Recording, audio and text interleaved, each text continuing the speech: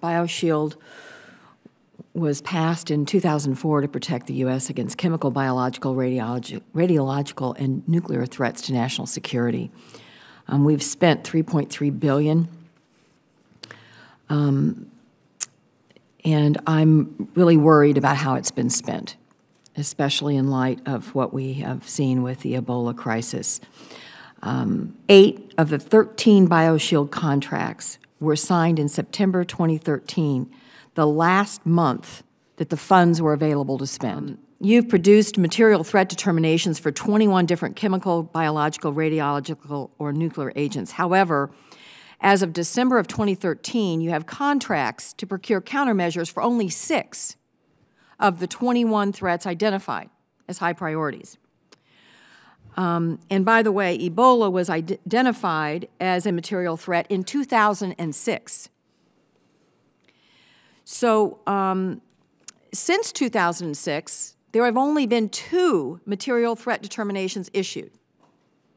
So we have gone now years and years and years without any significant additional material threats. Does this mean that these decisions are being made on almost a decade-old analysis?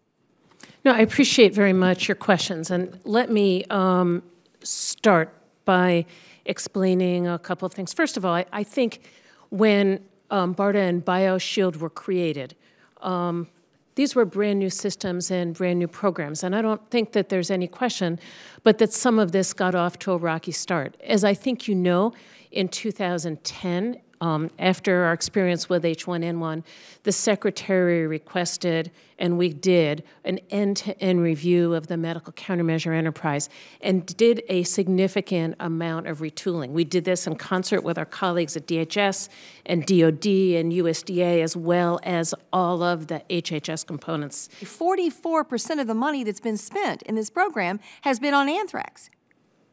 I mean, almost half. We've got 21 threats, and almost half of the money has been spent on just one of them. How can that be justified? So let me, again, take a step back and make a couple of comments. First of all, DHS has continued to assess that the #1 threat in terms of biothreats to our country, other than those produced by Mother Nature, which are significant, is anthrax. Secondly, the anthrax products have been much further along in the stages of development, and so those are the ones that have been ready for procurement. This past year or two, we've sat and taken a look at all of our requirements again. We've also taken a really careful look at what is in the strategic national stockpile, and we have done some adjustment, both based on the threat, based on what we know about the disease, based on what those countermeasures are. I understand that anthrax is a threat, and I don't quarrel that we should, although I'm worried about the fact that a dose was $2.26 in 1999, and we issued a contract to procure doses for $24.50 6 years later. That worries me, that we're spending more than we need to on some of this and that we've done overkill on anthrax. But anthrax doesn't spread. I mean, anthrax is not something that is highly contagious. And I look at the way you develop what the threats are, and I look at the way the money's been spent. And all of us get suspicious around here when a bunch of contracts are signed the month before the money expires.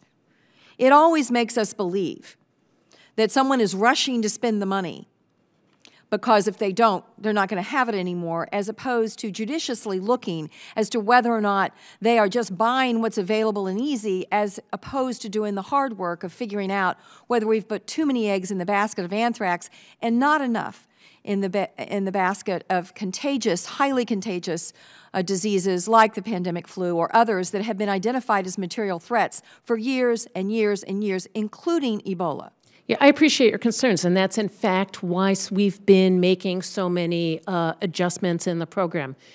In addition, we've been very much trying to move away from this idea of one bug, one drug. The frustrating part from here is that this program was supposed to be identifying things like Ebola so that we are not rushing to fund after a crisis, but rather prepared when the crisis occurs. And it looks like there was a rush to spend before the funds expired, but not a rush to truly identify additional threats that developed and the severity of some of the threats that have not been addressed. So I'm going to continue to follow up on this.